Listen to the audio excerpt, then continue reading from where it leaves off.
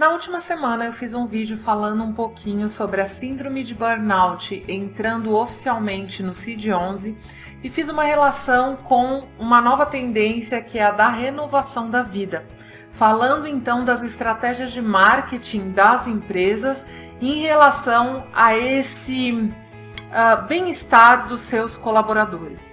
Eu recebi muitos comentários no vídeo e recebi muitas mensagens individualmente também. Então, no vídeo de hoje eu quero ampliar um pouquinho essa conversa sobre o burnout, porque é um tema que parece interessar para muita gente.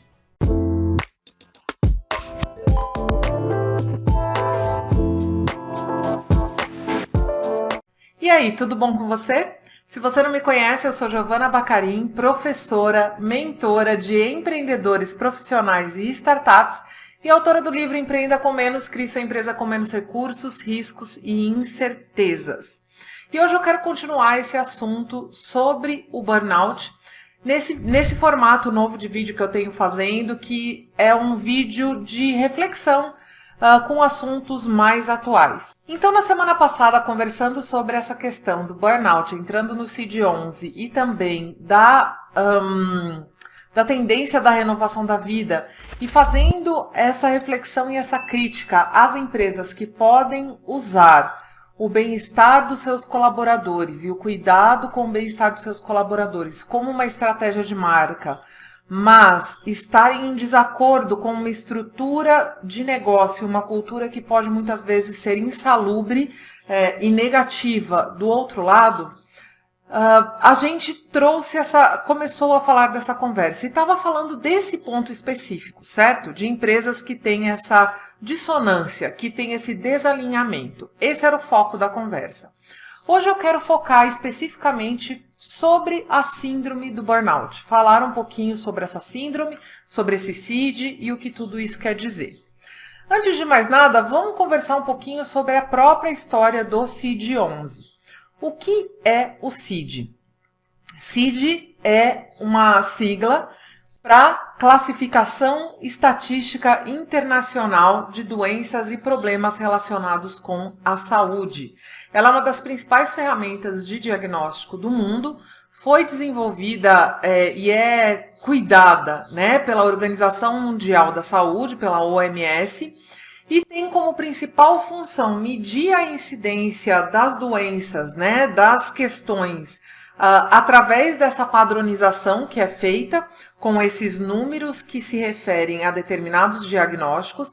Então, ela faz essa padronização e ela acompanha a prevalência dos casos mundiais dessas doenças, desses sinais, sintomas, desses problemas na saúde pública, ok? Estou até olhando para algumas anotações aqui para não deixar de falar nada importante para vocês. Então, o CID é essa questão da OMS. E aí, esse ano, na publicação da versão 11, do CID, ou seja, do CID-11, a gente teve a síndrome de burnout entrando com esse nome dentro da classificação oficial de doenças, com o número QD85, tá? Então, se você entrar no CID, eu vou deixar os links, uma série de links de tudo que eu conversar com vocês aqui hoje, aqui embaixo na descrição, inclusive o link do CID, você vai ver a descrição. Qual é a descrição do burnout dentro do CID-11? Ele diz o seguinte: problemas associados ao emprego ou desemprego. Qual que é a descrição da síndrome? Burnout é uma síndrome conceituada como resultante do estresse crônico no local de trabalho que não foi gerenciado com sucesso. Caracteriza-se por 3 dimensões. Primeira, sentimentos de esgotamento ou exaustão de energia. Segunda, aumento da distância mental do trabalho ou sentimento de negativismo ou cinismo em relação ao trabalho. E terceira, a sensação de ineficácia e falta de realização. Burnout refere-se especificamente a fenômenos no contexto ocupacional e não deve ser aplicado para descrever experiências em outras áreas da vida. E aí ele até faz um adendo aqui, que são algumas exclusões. Então ele dá alguns outros CIDs que devem ser excluídos do diagnóstico, ou seja, eu preciso fazer um diferencial olhando para a possibilidade de ser alguma dessas outras síndromes e não burnout. Se for, então não seria burnout. Quais são essas exclusões? O que ele chama de transtorno de ajuste. Outra, distúrbios especificamente associados ao estresse. Outra, transtornos relacionados à ansiedade ou medo. E outra, transtornos do humor. E aí a gente vai ter os CIDs específicos que explicam cada uma dessas exclusões que a gente deve fazer. Ou seja, que o médico que está ali diagnosticando aquela pessoa deve cuidar para não confundir, tá? Então, ó, o transtorno de ajuste tem a ver com distúrbios especificamente associados ao estresse. Então, qual que é a descrição lá dentro do CID, tá? O transtorno de adaptação é uma reação mal adaptativa a um estressor psicossocial identificável ou a vários estressores, por exemplo, divórcio, doença, uma deficiência, problemas socioeconômicos, conflitos em casa ou no trabalho, que geralmente vão surgir um mês após esse estressor. O transtorno é caracterizado por preocupação com o estressor ou suas consequências, incluindo preocupação excessiva, pensamentos recorrentes e angustiantes, ruminação constante de suas implicações, bem como a incapacidade de adaptação ao estressor, causando prejuízo significativo no âmbito pessoal, familiar, social, educacional, ocupacional ou outras áreas importantes de funcionamento, tá? Então, o médico tem que olhar, se tiver alguma coisa a ver com isso, pode ser que não seja burnout. Ele também deve olhar para os distúrbios especificamente associados com estresse, que vão falar de transtornos mentais, comportamentais ou de neurodesenvolvimento. E aí vai ter uma descrição que eu estou colocando aqui na tela para você entender. Se você quiser, você pode pausar o vídeo para ler com calma os distúrbios especificamente associados ao estresse. A gente vai ter que ainda diferenciar dos transtornos relacionados à ansiedade ou medo, que tem a ver com transtornos mentais, comportamentais ou de neurodesenvolvimento. E eu também vou deixar aqui na tela para vocês lerem a descrição desse tipo de transtorno e verem que tem uma diferenciação aí possível com o burnout. E finalmente os transtornos do humor, que são transtornos mentais, comportamentais ou de neurodesenvolvimento também, e aí que vão falar, por exemplo, do transtorno bipolar, dos transtornos depressivos e de outras questões. Então também vou deixar a descrição aqui na tela para você, se quiser, pausar o vídeo e dar uma olhada. Por que eu estou trazendo essa explicação para vocês? Porque uma dúvida muito comum que acontece com o burnout, justamente por burnout se referir a um transtorno de esgotamento, a gente misturar com outras possibilidades de problemas. Então, o burnout, ele sempre tem origem ligada ao trabalho. É assim que ele entra no CID. Então, quando a gente está falando de uma síndrome, a gente precisa olhar a descrição dela. Então, burnout sempre tem a ver quando a origem ou o gerador do estresse está dentro do trabalho. Se o estresse está sendo gerado em outro lugar, pode ser que não seja burnout. É claro que na vida nada é tão separado. Na vida, nada funciona assim, né? Com parâmetros tão bem definidos. Então, a gente pode ter várias coisas acontecendo ao mesmo tempo naquela pessoa. E aí vai caber ao profissional que está trabalhando com aquele indivíduo tentar buscar e entender as diferenciações e as questões envolvidas. Quando o burnout surgiu, quando começou, né, essa investigação, era sempre observado a questão das pessoas que trabalhavam em ambientes que tinham estressores muito altos e que o trabalho era ligado a outras pessoas. Então, a gente sempre ouvia falar nesse sentido e muitas pesquisas são feitas nessas áreas que eu vou comentar. Trabalhos ligados a enfermeiros, médicos, bombeiros, policiais, oficiais penitenciários, trabalhadores da área da saúde mental, né, pessoas que estavam em hospitais psiquiátricos, pessoas que trabalham no serviço social, correspondentes de guerra, profissionais do exército. Então, no geral, a gente sempre estava olhando para pessoas que trabalhavam com outras pessoas e, com o tempo, esse entendimento foi sendo expandido olhando para esse esgotamento que acontece também em outras áreas do mercado, tá? Então, começou dessa forma e foi se expandindo, mas ele é sempre ligado ao universo do trabalho. Quero trazer para vocês uma definição aqui que a Alexandra de Paula Pereira trabalhou na sua dissertação de doutoramento na Universidade do Porto, tá? Em Portugal. Vou deixar também o link da dissertação dela para quem quiser dar uma olhada. Ela diz o seguinte: os fatores organizacionais inerentes à profissão e ao indivíduo são múltiplos, influenciando-se reciprocamente e podendo originar diferentes consequências na saúde física e mental, nomeadamente o burnout. Então, ela estava trazendo essa questão de que existe fatores múltiplos ligados ao burnout. Então, ao mesmo tempo em que a gente deve olhar para o indivíduo como um todo, a gente precisa entender quais são os que estão mais conectados a esse tipo de síndrome. Vamos olhar para os 3 fatores principais do burnout? A primeira coisa é a exaustão emocional, né? A exaustão, o esgotamento, né? Que é como muitas vezes a gente fala do burnout. E aí vou trazer a fala dela aqui na dissertação dela, tá? A descrição. Ela diz que essa exaustão é a dimensão central no nível qualitativo do burnout e a manifestação mais óbvia. Quando os indivíduos relatam a sua experiência, referem-se normalmente à exaustão e a um aumento emocional com o esgotamento dos recursos pessoais. A maioria das fontes de exaustão é causada por fatores pessoais e organizacionais que estão em conflito com o trabalho.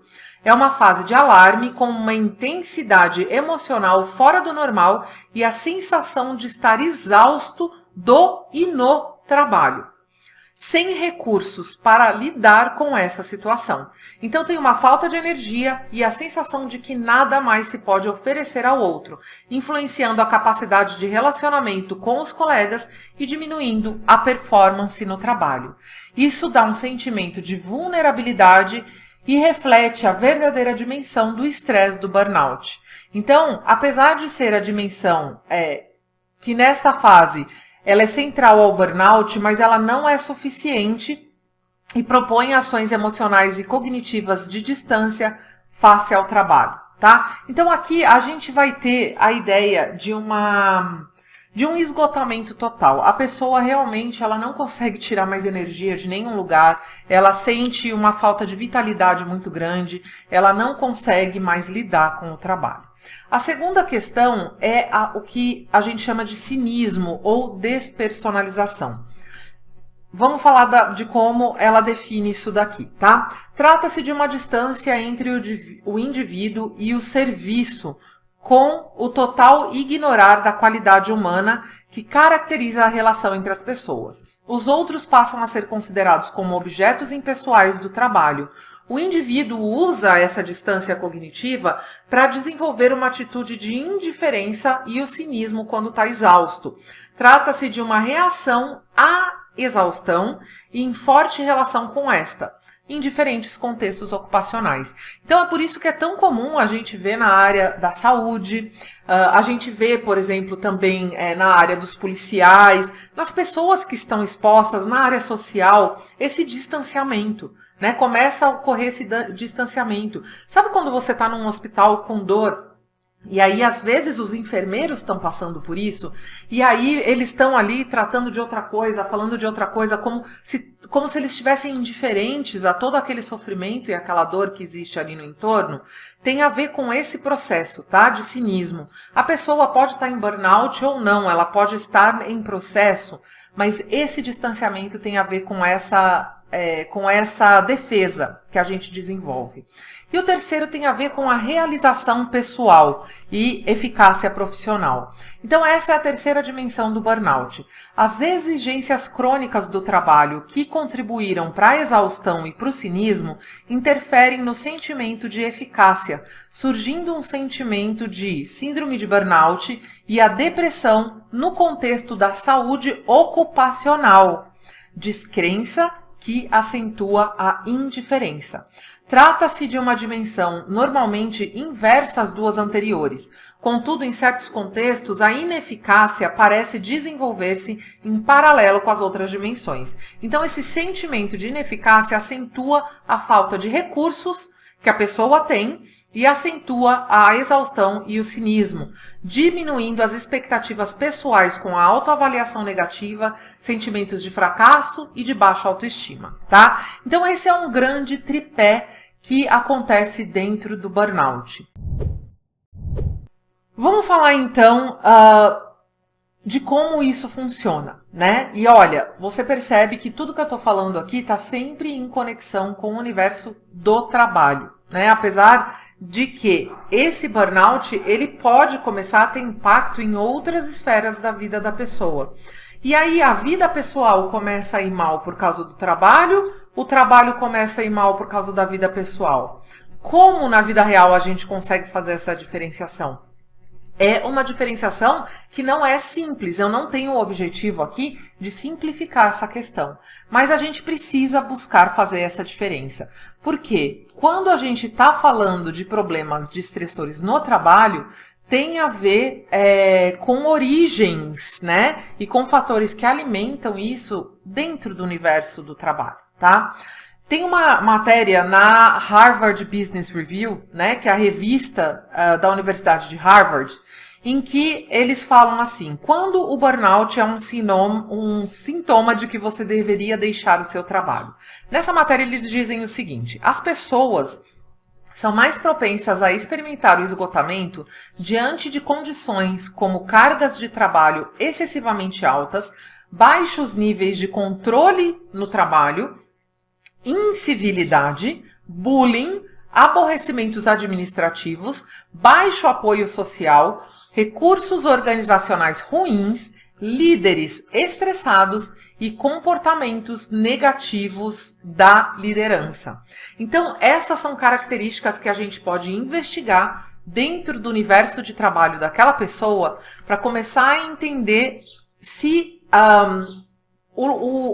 as características organizacionais, entender se e como e quanto estão contribuindo com aquele esgotamento. É aí que a gente começa a fazer a diferenciação de outros aspectos, né? Lembra que eu coloquei lá no começo que o próprio CID fala que a gente tem que fazer as exclusões? É aqui que a gente começa a falar: não, isso não é depressão. Não, isso não é um transtorno de humor. Não, isso não é uma ansiedade. Não, isso não é um problema de medo. Isso não é um problema pessoal. Isso é um problema que está nascendo no contexto organizacional, tá? Então é aqui que a gente começa a fazer essa diferenciação. Pode ser que você tenha um ambiente muito ruim no trabalho, mas que isso também não seja o suficiente por si só para causar burnout, tá? Em você. Pode ser que a pessoa tenha outras questões na vida pessoal que estejam ajudando a contribuir com aquilo. Vou trazer um exemplo para vocês. Eu trabalhava numa grande organização por volta dos meus 27, 28 anos ali, e eu fiz um assessment, né, naquela organização. Eu até tenho, eu guardei, né, esse assessment, eu tenho esse papel aqui comigo até hoje, por algum motivo, né? E a hora que eu leio esse assessment, eu vou colocar para vocês aqui na tela o pedaço do burnout, tá? Mas esse assessment levantava vários outros fatores, né? Como depressão, ansiedade, pânico, fobias, estresse pós-traumáticos, toque, dependência alcoólica, hiperitimia, anorexia, bulimia e o burnout. E ao fazer esse levantamento, ele te dava, né, um diagnóstico prévio, né, de coisas que poderiam estar levantando a atenção. E no final fazia uma indicação ali para você buscar ajuda, e a própria organização estava passando quais recursos você podia procurar ajuda. E eu fiz esse processo aqui em 2007, tá? Então eu coloquei aí na tela para vocês que deu essa resposta, né? Ó, suas respostas sugerem que o seu nível de exaustão emocional está acima dos limites aceitáveis. E apareceu para mim também aqui algumas questões ligadas à ansiedade e à depressão naquele momento, tá? Porque eu estava realmente muito descontente com o meu trabalho. E aí tinham questões que estavam, talvez vindo da minha vida pessoal, questões que estavam acontecendo no trabalho, mas não era uma organização particularmente ruim, né? Não era uma organização que tinha esse problema de bullying e de tantas outras questões aqui que a gente enumerou. Mas o que acontecia é que tinha um desencaixe muito grande, né? Tanto que eu fiz esse diagnóstico em dezembro de 2007 e eu pedi demissão em dezembro de 2009. Então ainda demorei um pouco para pedir demissão, passei inclusive por várias questões nesse meio do caminho, né? Mas foi um ponto importante. E aí, hoje olhando para trás, eu entendo que estava em completo desalinhamento, não era o trabalho certo para mim, eu não estava no lugar certo, né? Então, pode acontecer essa somatória, tá? Mas às vezes é sim a organização. Às vezes é um problema sim da organização. A gente tem empresas com condições muito insalubres de trabalho, com culturas corporativas muito problemáticas. E a gente tem ainda as situações, e aí de novo estou olhando algumas anotações que eu fiz aqui, as situações de insegurança e precariedade do universo do trabalho que só tem aumentado durante os anos. Talvez ali quando eu passei por isso nem eram tão sérias como são hoje, né? Já eram, a gente estava passando por uma crise mundial também em 2007, não vamos esquecer disso, mas essas crises vêm aumentando. A precariedade do universo do trabalho vem aumentando. A gente chama às vezes isso até da uberização do trabalho, né? E o ritmo insano de produtividade, das ferramentas presentes 24 horas por dia, 7 dias por semana nas nossas vidas, as nossas mídias sociais, os nossos smartphones, misturando trabalho com vida pessoal, tirando esses limites, os níveis de exigência, os níveis de produtividade pedidos, né? A falta, em função desses limites, hoje em dia misturados, né, entre vida pessoal e profissional, que fazem com que um descanso autêntico, com que os momentos de lazer sejam muito mais autênticos, que eu digo no sentido assim de puros, né? Descanso puro, lazer puro. Não, a pessoa está de férias, o celular está na mão, ela recebe uma ligação. É o fim de semana, ela está checando. Quer dizer, em que momento você desliga? Em que momento você tem aquela chance de realmente recuperar? A Anne Helen Peterson, que tem um livro falando sobre burnout, inclusive fazendo uma ligação dessa questão com a geração millennial, diz que trabalhar em constante estado de vigilância, sem a chance de liberação ou catarse, aumenta e muito a chance do burnout, né? Então, a gente tem hoje em dia uma cultura dentro da nossa sociedade que contribui para isso. Não só dentro da organização. Então, eu estou trazendo uma ampliação aqui da nossa reflexão. Estou indo e voltando, né? A gente pode ter isso nascendo numa organização ou num tipo de trabalho extremo, mas mesmo quando a gente não tem isso acontecendo, o burnout pode surgir no contexto do trabalho, mas porque tem fatores externos se somando a isso, que podem ser pessoais ou sociais. Tem uma frase também de uma outra pesquisa que chama Validade de Escala de Depressão, Relação com Ansiedade e Estresse Laboral. Vou colocar o link da Cielo aqui desse trabalho para vocês lerem, que diz o seguinte, tá? Todo ser humano possui um limiar de estresse, que quando reduzido, torna o indivíduo mais vulnerável, aumentando as chances de desenvolver sintomas de estresse clínico. Assim, a forma com que a pessoa interpretará a situação como ameaçadora é que a deixará vulnerável, e não a situação em si.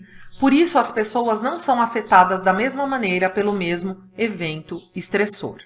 Eu estou trazendo isso aqui não para tirar a responsabilidade das organizações da reta, tá? Não é esse o meu objetivo. As organizações precisam olhar para isso sim e encontrar a sua própria responsabilidade, buscando formas de melhorar o universo do trabalho.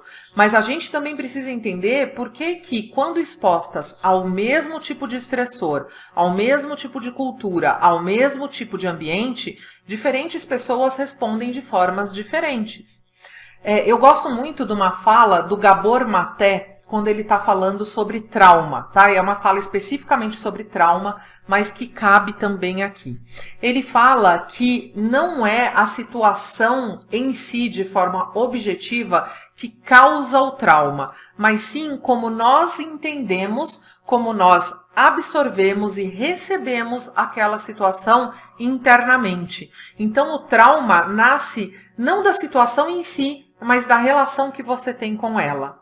E aí eu quero complementar isso com uma fala do Viktor Frankl, né, que é o criador da logoterapia e análise existencial, quando ele vai falar sobre qual é o nosso poder em relação às coisas que nos acontecem na vida.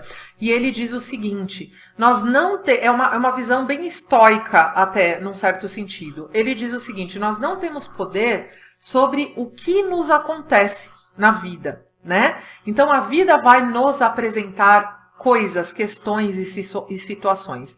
Mas o Viktor Frankl fala que nós temos um poder último em nossas mãos. E esse poder é a resposta que a gente dá ao que a vida nos apresenta.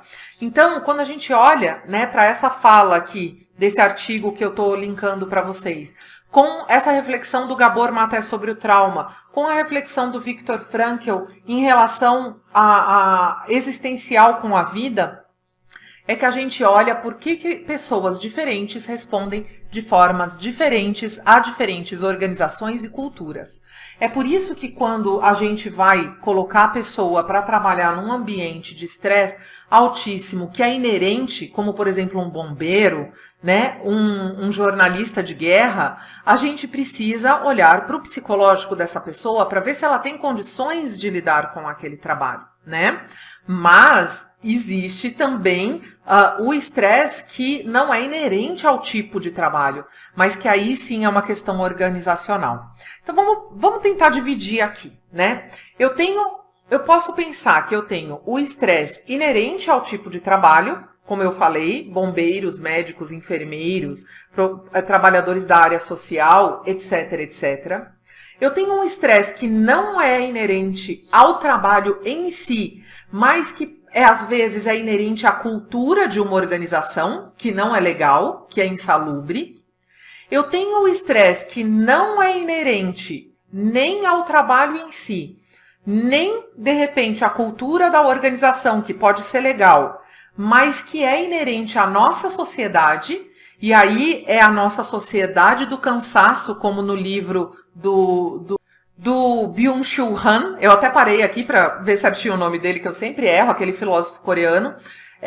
E aí, então, como a sociedade do cansaço, como todas as cobranças que existem, os objetivos de perfeição, o Instagram, as mídias digitais, a pressão pelo bem-estar, pela performance, por tudo isso, que tem a ver com esse espírito da nossa sociedade, com esse zeitgeist da nossa sociedade. Então, o estresse que não é nem inerente ao trabalho, nem inerente, de repente, à cultura, mas que é inerente à sociedade.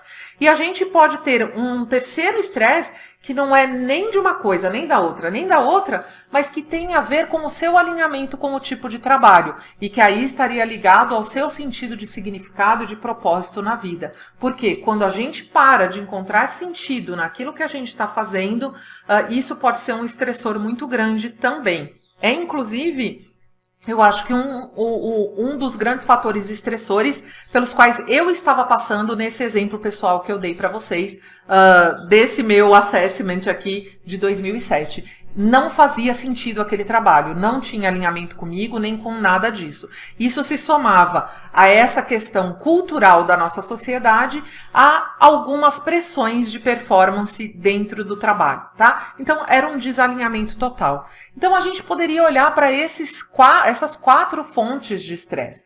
Mas lembrando que a questão do que é inerente ao trabalho, da cultura da empresa e da questão social, né, que está totalmente ligado a como a cultura da empresa reforça e reproduz, tá, essa lógica, né, da nossa sociedade, esses são fatores que podem muito fortemente nos levar ao burnout, com os quais a gente tem que cuidar. Então, como que eu faço para medir isso? É culpa da empresa? Não é culpa da empresa? É burnout? É depressão? Pois é, essas separações não são tão nítidas.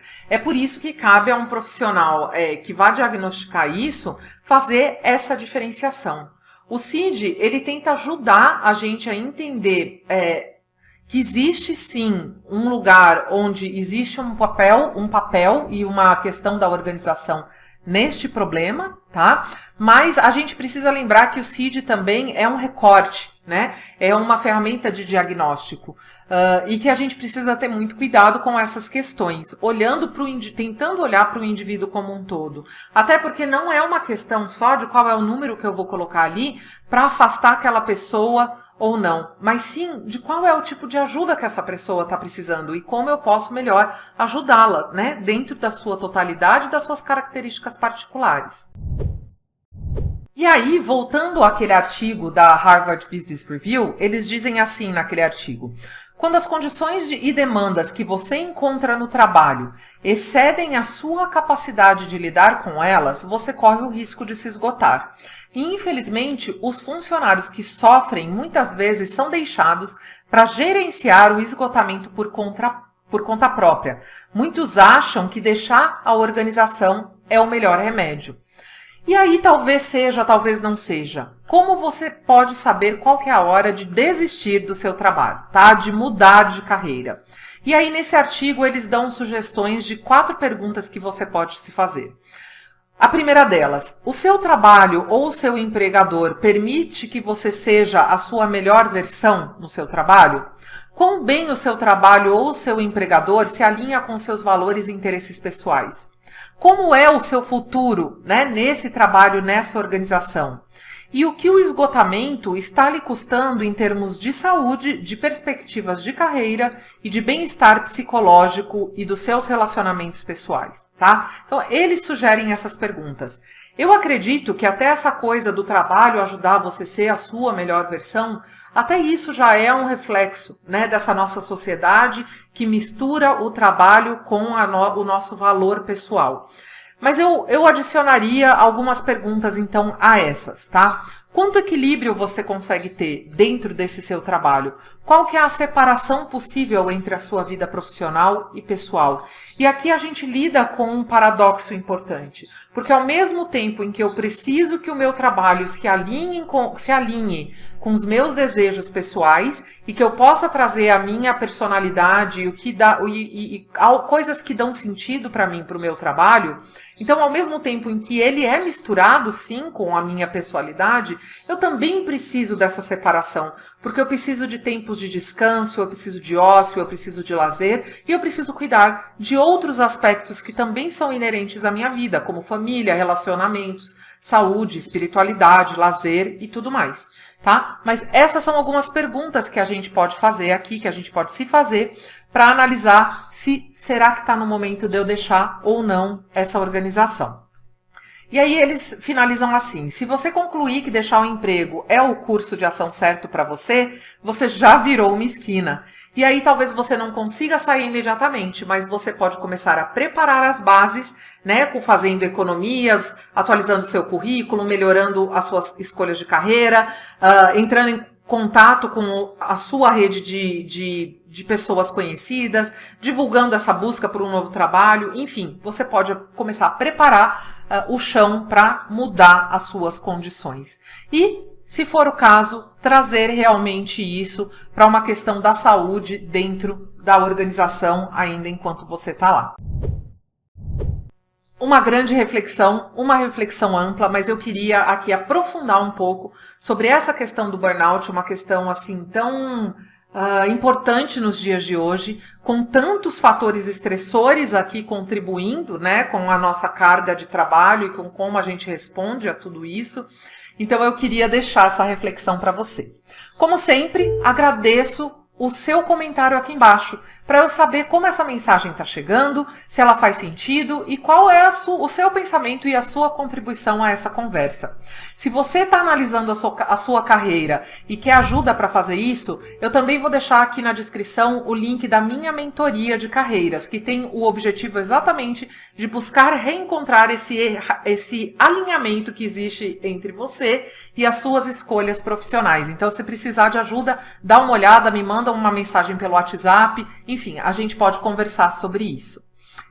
Na quinta-feira tem vídeo aula rápida aqui no canal e na semana que vem eu volto com uma nova reflexão. Espero que você tenha gostado desse conteúdo. Se ainda não se inscreveu no canal, se inscreve aqui embaixo e ativa o sininho para receber o aviso dos próximos conteúdos.